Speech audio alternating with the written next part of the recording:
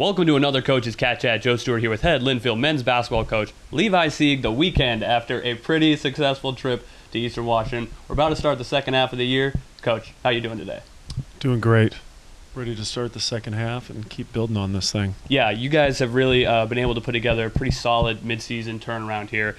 Tough start to the year, 3-7 through those first 10 games, but since league play started, you guys have gone 4-4 and are right in the mix in the NWC playoff race. Really seen a lot of improvement over this last 4 weeks or so. Certainly since the guys, kind of around that Christmas break time, we started to see some signs of trending in a good direction. What's been different about this team in January compared to where they were early in the season? Well, I think when I look at the early season schedule, we knew that we were playing some tough teams and that we had a tough schedule with the hope that win or lose, it was going to help prepare us for conference. So I don't know if there's anything that's really jumps out at me that's 100% different, to be in all honesty. Obviously, you have to play consistently at both ends of the floor. So I still think even at 4-4, we're pretty inconsistent at this point, and we really need to shore that up for the second half of the league. Sure. Offensively, a little more consistency there than on the defensive side of the ball. Right now, top 4 in the conference. A field goal percentage, three-point shooting, assist-to-turnover ratio, a lot of stuff to like there. What have you liked about how guys have been able to execute on that end?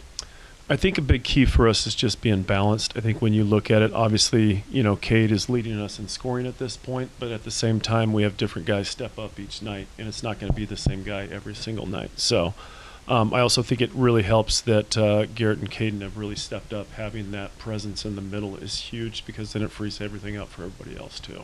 Yeah, Cade with a really impressive sophomore year for Cade Collins and Garrett Carlson as well. Obviously, young guys have been a big part of the story. You put Max Jahala in the starting lineup in late November, early December there, and we've seen strong performances off the bench by guys like Percy Whitaker, Zach Luce.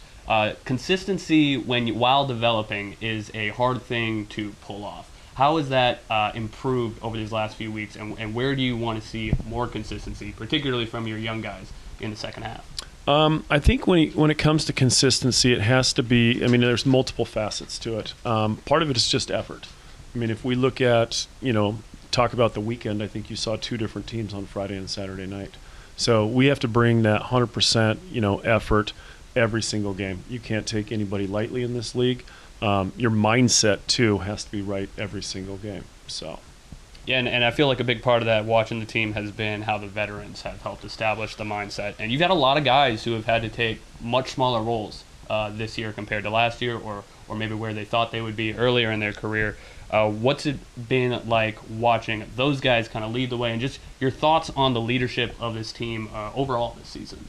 Well, I think our seniors are great leaders, and I think they've grown tremendously.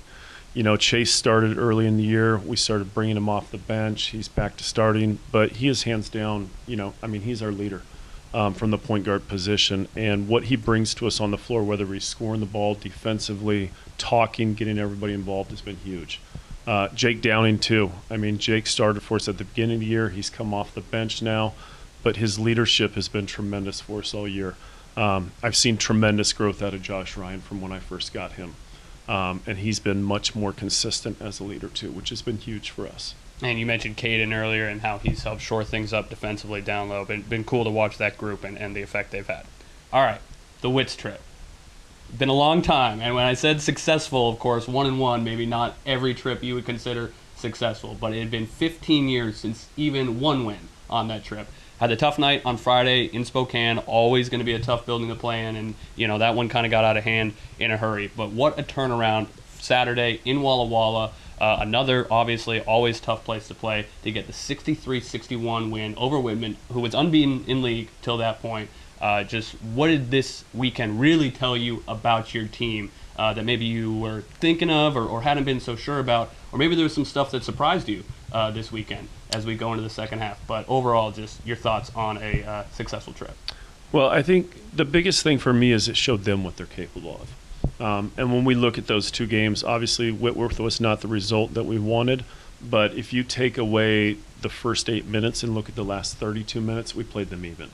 And then to bounce back after a tough night really shows the character of these kids to step it up at Whitman on the back-to-back, the second night, which I think is actually tougher than the first night.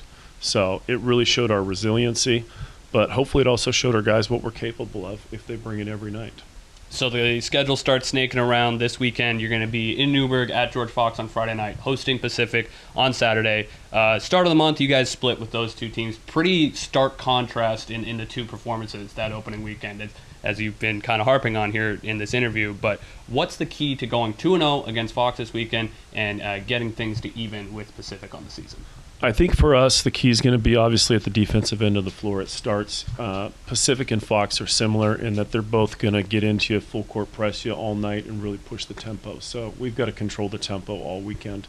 And you can do that a couple of different ways. I think for us, one of the big things at the offensive end of the floor is our shot selection. Because when we take good shots at the offensive end of the floor, it helps your transition defense.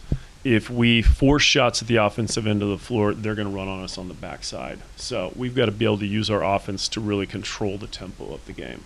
I think your answer is probably going to be pretty similar to this next question, but here is, as we start the second half, it's wide open, which is something we had a feeling about all season, that the Northwest Conference would be anybody's league this year. You currently have 6 teams within 2 games of first place. The Wits leading the way at 6-2.